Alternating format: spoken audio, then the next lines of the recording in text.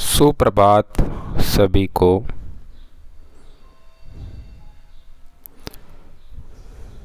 Everyone, किसने मेरी शिक्षाएं नहीं सुनी हैं? अगर आप मेरी टीचिंग में नए हो तो आपके लिए समस्या होगी पहले टाइम में समझने की। काफ़ी मुश्किल है क्योंकि आपसे अनफेमिलियर है, लेकिन इतना हार्ड नहीं है। ट्रुथ को जानना है अपने बारे में। धम्मा प्रैक्टिस है वो एक रहस्य नहीं है, इसको आप रहस्य ना माने। धम्मा प्रैक्टिस एक लर्निंग है अपने खुद के बारे में, अपने शरीर और दिमाग के बारे में। हमें रियलाइज़ करना है कि बॉडी है वो सफरिंग है और माइंड भी सफरिंग है। इसको रियलाइज़, एक बार रियलाइज़ हो गया तो माइंड की अटैचमेंट इससे हट जाएगी। माइंड की अटैचमेंट बॉडी और माइंड से हट जाएगी। हम सोचते हैं कि बॉडी और माइंड है वो हम हैं और वो हैं। अगर हम इस बिलीफ को छोड़ दें तो हम बिना सफरिंग के अपने माइंड को अफेक्ट नहीं कर पाएंगे। सफरिंग आएगी क्योंकि माइंड ऑब्जेक्ट की तरफ जाएगा। भूतकाल में भी वेनरेबल टीचर थे पौर, आपको याद होगा, उन्होंने फ्रेज दिया था सबे धम्मा। ये बुद्ध धम्मा है। आपको किसी से क्लिंग नहीं है, नो अटैचमेंट, मतलब कोई सफरिंग नहीं, दैट्स ऑल। ईजियर कहना है लेकिन करना बड़ा मुश्किल है। हम हमेशा कहते हैं कि हमें सीखना है कि कैसे हम बॉडी और माइंड से डिटैच हो। प्रैक्टिस को विजडम प्रैक्टिस कहते हैं या विपासना मेडिटेशन कहते हैं। ये डिफ़िकल्ट नहीं है वैसे। अगर हम बॉडी को रियलाइज़ कर लें, दिमाग को रियलाइज़ कर लें कि ये सफरिंग है, तो माइंड है वो बॉडी और शरीर से नहीं क्लिंग होगा। माइंड को इंसाइट मिलेगी जो नेचुरल है, सबलाइम है, प्योर है और ब्लिसफुल है, जिसको निबान कहते हैं। निबाना, निबाना कोई उटोपिया नहीं है जो एग्जिस्ट नहीं करता है। निबाना एक नेचुरल स्टेट है और ये सत्य है और ये हमारे सामने प्रेजेंट है। ये ब्लिस का स्टेट है, इसके करैक्टर है पीसफुलनेस। लेकिन हमारा माइंड है वो पीसफुल नहीं है, वो रेस्टलेस है, वो वाइल्ड ओबेस्ट डिज़ायर के साथ ओबेस्ट है। तो ऐसा पुअर क्वालिटी माइंड वो हम एक्सपीरियंस नहीं करेंगे निबाना में। अगर हम लर्निंग करेंगे धम्मा को तो हम निबाना के नज़दीक जाएंगे। एक पॉइंट पे हम एक्सपीरियंस करेंगे निबाना। ये ऑर्डिनरी पीपल के लिए थोड़ा बियॉन्ड है, लेकिन इसको राइट एफर्ट के साथ प्रैक्टिस करना पड़ेगा। हम born as a human being है, हमारी लाइफ है वो ऑब्स्टेकल और स्ट्रगल से भरी पड़ी है। तो हमें इस सफरिंग से हटना है और हैप्पीनेस की तरफ जाना है।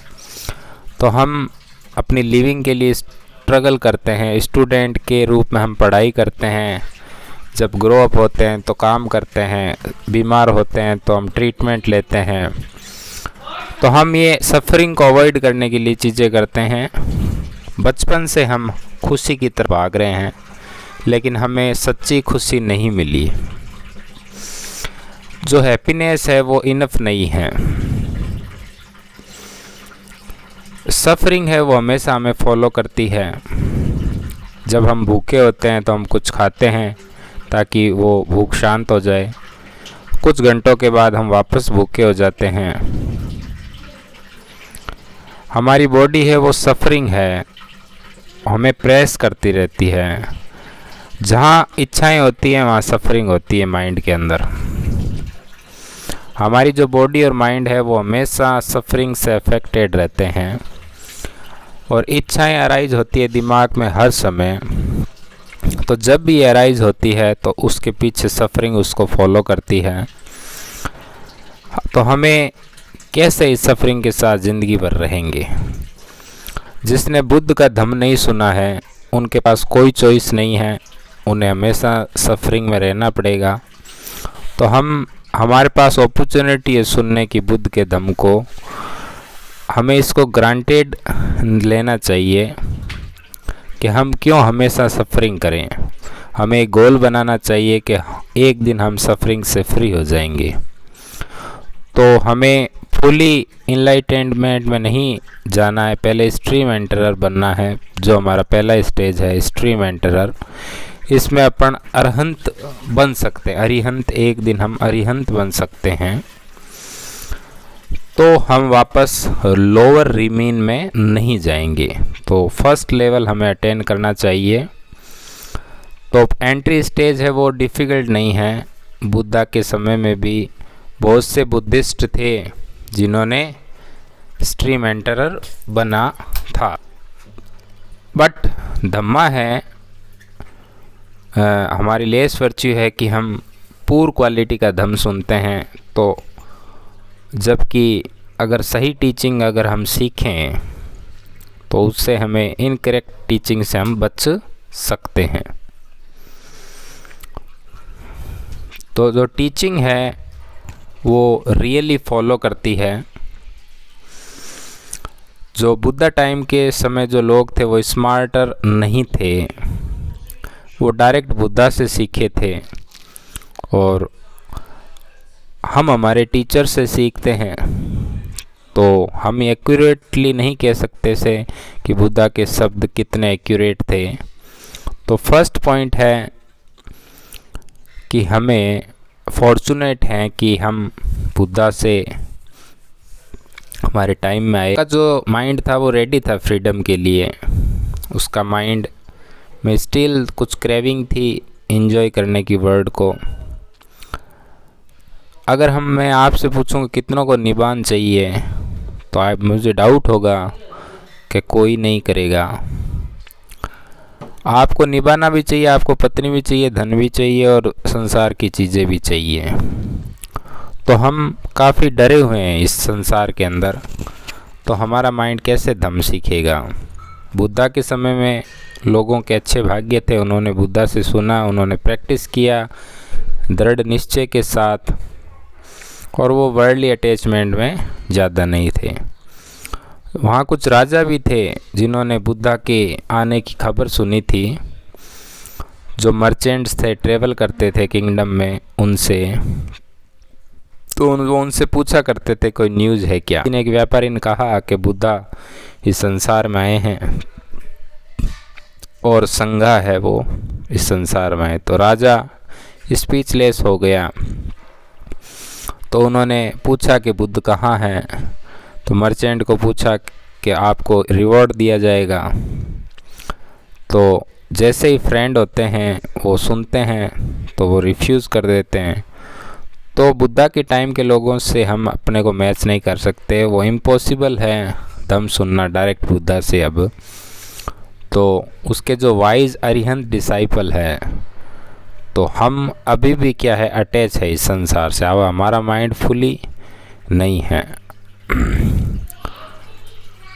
हमारी जो बुद्धि है वो अभी इन्फीरियर है।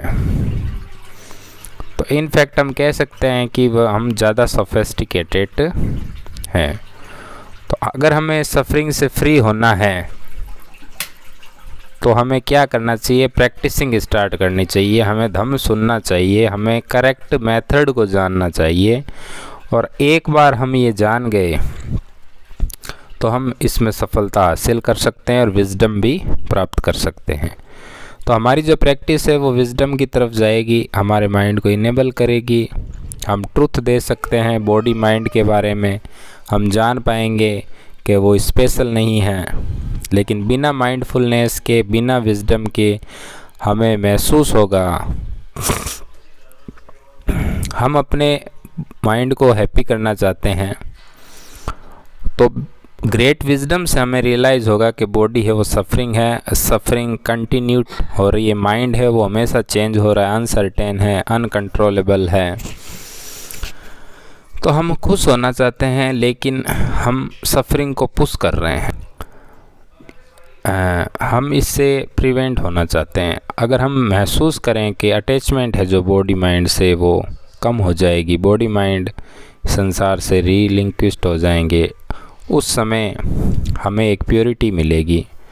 तो विजडम पाने के लिए हमें ऑब्ज़र्व करना पड़ेगा बॉडी माइंड को, और ये सीखना पड़ेगा कैसे ऑब्ज़र्व किया जाता है। हम ऐसा नहीं कह सकते आप क्लिंजिंग है वो माइंड को स्टॉप कर दो और इनलाइटमेंट मिल जाए, ये इम्पॉसिबल है। जिसका माइंड विजडम से लैक है वो हमेशा अज्ञानता में जीता है, और हमारा माइंड है वो इग्नोरेंस से भरा पड़ा है, ये ट्रुथ को नहीं जानता है, ये सफरिंग को नहीं जानता है, हमें कभी महसूस नहीं होगा। ये बुद्धा ने बताया था कि जो एग्रीगेट्स है वो सफरिंग है, 5 एग्रीगेट्स है वो सफरिंग है। 5 एग्रीगेट को शॉर्ट में बोले तो फिजिकल और मेंटल फिनोमेना है, जिससे हमें सेल्फ बोलते हैं। हम इनको नहीं देख सकते, हम इनको नहीं लेट गो कर सकते। हमारा जो माइंड है वो ब्रह्म है, तो इग्नोरेंस की वजह से हमारा माइंड है वो ट्रू में लेट गो नहीं कर पाता है। इग्नोरेंस की वजह से हमें सही ज्ञान नहीं होता है। जैसे हम डार्कनेस से नहीं बच सकते, उसी पर अज्ञानता से हमें राइट अंडरस्टैंडिंग पैदा करनी पड़ेगी। तो यही बुद्धिज़्म का एसेंस है, बुद्धा ने हमें बताया है। तो हमें एसेंस यदि पूछना हो बुद्धिज़्म का, तो वो है कि हम कॉन्फिडेंटली ये कह सकें कि राइट नॉलेज और राइट अंडरस्टैंडिंग क्या है। तो ये विजडम है, राइट व्यू और राइट अंडरस्टैंडिंग। तो हम बाद में ज़्यादा बॉडी और माइंड की तरफ अटैच नहीं होंगे। तो बिना इससे ग्रेस्प किए हुए हम अपने इसकी एक प्रोसीड्यूर है, हम लर्न कर सकते हैं ट्रुथ के बारे में बॉडी और माइंड के। तो जहाँ भी मैं जाता हूँ मैं हमेशा यही टॉपिक एड्रेस करता हूँ, ताकि आप नहीं समझते हो तो मेरी सीडी अवेलेबल है, आप उसको फ्री में सुनिए। अगर आपको सीडी नहीं मिल रही तो आप वेबसाइट पर जाके वहाँ पर बहुत सी फाइल है डाउनलोड कर सकते हैं। तो मेरी टीचिंग को एक्सेस करने के बहुत तरीके हैं, इसको सुनते रहिए और एक दिन आपका माइंड ये समझ जाएगा कि प्रैक्टिस कैसे करनी है और ये जागृत हो जाएगा। तो सुनते रहिए, और जो ऑकवर्ड माइंड है उसको राइट कंसंट्रेशन में लाइए। ये नोवर है। अगर हम महसूस करेंगे एक बॉडी और माइंड है वो 2 अलग अलग पार्ट्स हैं, हैप्पीनेस सफरिंग है और बॉडी है वो अलग अलग पार्ट्स हैं। जितने भी डिफाइलमेंट है माइंड है वो अलग अलग पार्ट्स हैं, होलसमनेस है और माइंड है वो अलग अलग है। तो हम देखेंगे कि जो सेल्फ है वो टूटी हुई है, सेल्फ नहीं है बल्कि खंड है, अलग अलग खंड है। खंड 5 खंड बताए हैं टोटल, जिनको हम एग्रीगेट्स कहते हैं। तो हम 5 खंडों से बने हुए हैं। एक तो फिजिकल बॉडी है, एक सेंसेशन है, pleasant unpleasant natural neutral feeling है वेदना, और एक प्रिसेप्शन है रिकॉग्नाइज करना, एक मेंटल फॉर्मेशन है, और एक कॉन्शियसनेस है जो हम जिसको हम सेल्फ बोलते हैं। इन खंडों को मिला के तो हमारा जो माइंड है वो अगर सफिशिएंट डेवलप होगा, जॉयफुल होगा, अवोकन होगा, नोवर होगा, तो हम देखेंगे कि जो सेल्फ है वो डिवाइडेड है पार्ट्स के अंदर, और हर पार्ट है वो अपना नेचर रिवील करेगा। बॉडी है वो अपनी सेल्फ नहीं है, माइंड है वो बॉडी से अलग है, माइंड ऑब्जर्वर है। तो स्टेबल माइंड से हम इन खंडों को अलग कर सकते हैं। तो यहाँ तक कि दिमाग भी सेल्फ नहीं है। तो कंडीशन इसके लिए क्लियर और स्टेबल है। तो अगर हम ये स्टेट प्राप्त करते हैं तो हम सत्य देख सकते हैं। तो हमें ट्रुथ को जानना है बॉडी और माइंड के। हमारा प्रथम जॉब है माइंड को इस लेवल पे लाना, इस मैच्योरिटी पर लाना जहाँ ये लर्न कर सके सीखने को। तो ऐसा मैच्योर क्वालिटी ऑफ माइंड अपने को ट्रेन करना है हायर विजडम के लिए। तो हमें अपने माइंड को ट्रेन करना पड़ेगा। बहुत से बुद्धिस्ट हैं वो अटेंशन नहीं देते इन चीज़ों पर, वो सीधा विजडम डेवलप पर जाते हैं। बहुत से सिटिंग मेडिटेशन करते हैं, थिंकिंग करते हैं कि हम इस तरह मेंटली तैयार हो जाएंगे। कुछ सिर्फ शांति करते हैं सिटिंग मेडिटेशन में, फिर भी उसका क्वालिटी ऑफ माइंड इम्प्रूव नहीं होता। बहुत से तरह के मेडिटेशन होते हैं जिसको हमें जानना पड़ेगा। अगर हमें अपने माइंड के बारे में जानना है तो हमें ये निष्कर्ष पे आना पड़ेगा कि अगर हम विजडम करते हैं तो हमें ट्रुथ देखना पड़ेगा बॉडी और माइंड का। तो सबसे पहले हमें अपने माइंड को ट्रेन करना है मैच्योर लेवल पर। अगर हमारा माइंड मैच्योर नहीं है तो हमें रियल नॉलेज नहीं होगा। या तो हम आवर फोकस करेंगे या फिर हम लूज़ इन थॉट्स हो जाएंगे, विचारों में खो जाएंगे। अगर हम ड्रिफ्ट नहीं करेंगे तो दो कंडीशन है प्रिवेंट करने की बॉडी और माइंड से। देयरफॉर पहले अपने को ट्रेन करना पड़ेगा माइंड को ऑब्जर्वर के लिए। तो हमारा जो माइंड है ना तो ओवर फोकस होना चाहिए, ना ही विचारों में डूबना चाहिए। तो हमें प्रैक्टिस करनी पड़ेगी माइंड को इस तरह ट्रेन करें कि वो एक नोवर बने, जानने वाला बने। अगर हमारा माइंड नोवर नहीं बनता है तो हम विपासना नहीं कर सकते। तो जो भी मेडिटेशन हम करते हैं उसमें हम ओवर फोकस करते हैं, जैसे ब्रेथिंग मेडिटेशन एग्जाम्पल के तौर पर है, तो हम विजडम के बजाय अपन क्या ब्रेथ पर ध्यान करते हैं और उस पर ओवर फोकस करने लग जाते हैं। पेट की ब्रेथिंग हो गई, बॉडी माइंड है उसको डिस्टिंगाइज देखना पड़ता है। हम फोर्स करते हैं शांति के लिए। अगर हम अनट्रेंड है तो माइंड है वो स्टील हो जाएगा। तो हमें अपने ट्रेन करना पड़ेगा माइंड को मैच्योर क्वालिटी के लिए। तो माइंड है वो एक्टिव होता है हमेशा, वो ड्रिफ्ट होता रहता है देखने में, सुनने में, सोचने में। 6 इंटरनल सेंसेस बेसिस पे को कान से हम सुनते हैं साउंड को, नाक से हम स्मेल करते हैं, टंग से हम टेस्ट करते हैं और बॉडी से हम फील करते हैं ठंडी और गर्मी, softness and hardness, tightness, vibration जो भी बॉडी की होती है। तो हम 5 द्वार से जो सेंस करते हैं, तो माइंड होता है वो डोर पे, हर डोर पे जाता है। मेडिटेशन में हम क्या करते हैं ओवर फोकस कर जाते हैं। हमारा माइंड क्या होता है वंडर ऑफ होता है। माइंड 6 बेसेस पे घूमता रहता है। तो कंसंट्रेशन करना है वो पहला बेस है। हमें अवेयर होना पड़ेगा जब भी हमारा माइंड सोच में चला जाए, जो काफ़ी होता है। प्रत्येक दिन हमारा माइंड है वो सोच में जाता है और देखता है और सुनता है और बहुत ही टेस्ट और स्मेल बहुत ही कम करता है। तो जो मोस्टली जो माइंड है वो ज़्यादा सोचता है, देखता है और सुनता है। और सोचते वक्त the right after seeing it's think, देखने के बाद सोचता है, सुनने के बाद सोचता है और बिना सोचे, बिना देखे और सुने भी सोचता है। तो माइंड है वो हमेशा सोचता है। तो हमें ऐसे थॉट से कैसे वॉकअप होना है, तो हमें माइंड को ट्रेन करना पड़ेगा नोवर के रूप में जो जॉयफुल होता है। तो इसी से हम विजडम डेवलपमेंट करेंगे। तो सिंपल मेथड है, माइंड जब भी विचारों के अंदर लॉस्ट हो, जब भी लॉस्ट हो तो अपने को क्या करना है, एक मेडिटेशन ऑब्जेक्ट चूज़ करना है। और जो इनलाइटमेंट करना चाहते हैं इसी ज़िंदगी में उनके लिए तो एक मेडिटेशन ऑब्जेक्ट लो, लेकिन स्टिलनेस के लिए लक्ष्य मत बनाओ।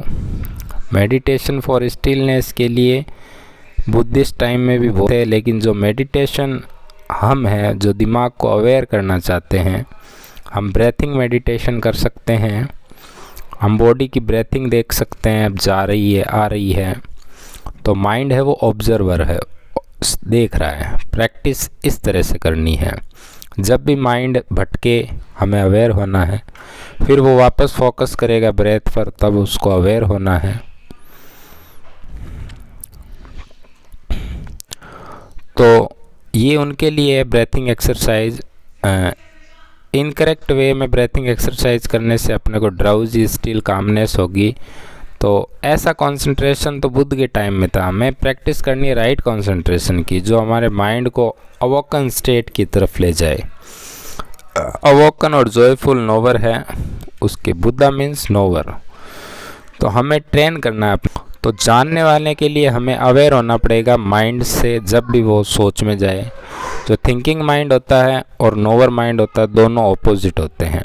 जब हम विचारों में जाते हैं, माइंड अवेयर नहीं होता है, वो विचारों में खो जाता है। जब अवेयरनेस आती है तो माइंड है वो विचारों में नहीं खोता है। तो शुरुआत में हमें माइंडफुल होना है, लेकिन जैसे जैसे एक्सपीरियंस होगा तो हम बिना लॉस्ट हुए सोच सकते हैं। बिगनिंग में हम सोचेंगे और हम लॉस्ट हो जाएंगे विचारों में। तो आपको ऑब्जेक्ट ऑफ मेडिटेशन रखना है। इट कैन बी चैंटिंग बुद्धो बुद्धो, और मैं जब भी माइंड ड्रिफ्ट हो तो उसको अपने को गौर करना है। जैसे ब्रेथिंग एक्सरसाइज भी वर्क करती है, आप ब्रेथ इन और आउट कर रहे हो उस वक्त अवेयरनेस रखें। तो ब्रेथ लो आप कंफर्टेबली और अवेयर रहो, फील करो बॉडी ब्रेथिंग हो रही है, लेकिन ओवर फोकस नहीं करना है, ये ध्यान रखना है। अगर हम ओवर फोकस करेंगे तो माइंड में स्ट्रेस आ जाएगा और वो स्टिफ हो जाएगा। तो कंस्टेंटली हमें अवेयर होना है। जब भी हम विचारों में जाएं हमें जानना है। अगर हम सांस पर फोकस करेंगे तो माइंड को अवेयर करो कि फोकस कर रहा है। जब माइंड ड्रिफ्ट कर रहा है फोकस पर, थॉट्स पर, तो उसको जानना है।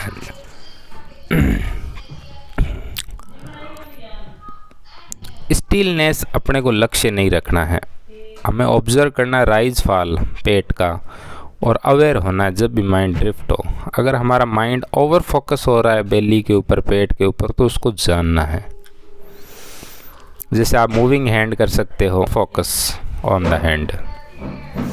अगर हम फॉलो नहीं करेंगे 14 movement pattern, moving like this workable, actually any movement हो सकता है। अपने हाथ को मूव करिए और अवेयर होइए। जब माइंड सोच में जाए तो अवेयर की हो जाइए।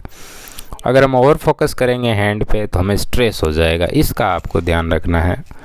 तो जो प्रैक्टिस है वो सिंपल सेम प्रिंसिपल है। कोई भी मेडिटेशन ऑब्जेक्ट लो, लेकिन उस पर फिक्स नहीं करना है माइंड को, स्ट्रेस नहीं लेना है।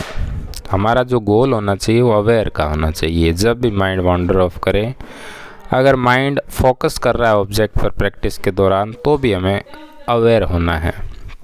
इस तरह प्रैक्टिस की है। जो माइंड वंडर ऑफ कर रहा है सोच में, ये सेंसुअल इंडल्जेंस होता है, जिसको मिडल पाथ कहते हैं। ओवर फोकसिंग किसी सर्टेन ऑब्जेक्ट पर करना, तो जो बॉडी और माइंड है वो सेल्फ मोर्टिफिकेशन कहते हैं। Forcing the mind is also middle path.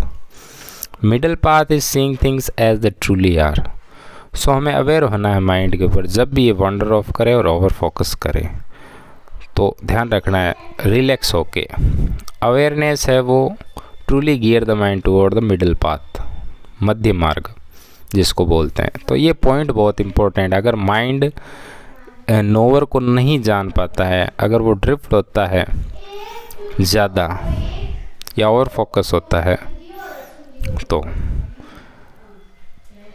जो माइंड ज़्यादा ही एक्सट्रीम होगा वो नहीं समझ पाएगा।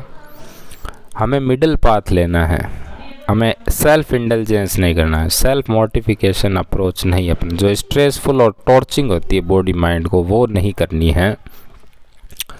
एक मेडिटेशन ऑब्जेक्ट लेना है और आना है माइंड पर, और इस तरह अपने को अवोकन करना है। ये मिडल पाथ कहलाता है। तो जब भी हम विजडम कल्टीवेट करें तो हमें अपने ट्रेन करना है माइंड को कि वो मिडल पाथ पर रहे। मतलब मिडल पाथ का मतलब है, जैसे प्रिंस सिद्धार्थ का एग्जाम्पल है, जैसे उसने डिफाइलमेंट को डिफीट किया था तो उसने सीखा कि मिडल पाथ पर कैसे चले।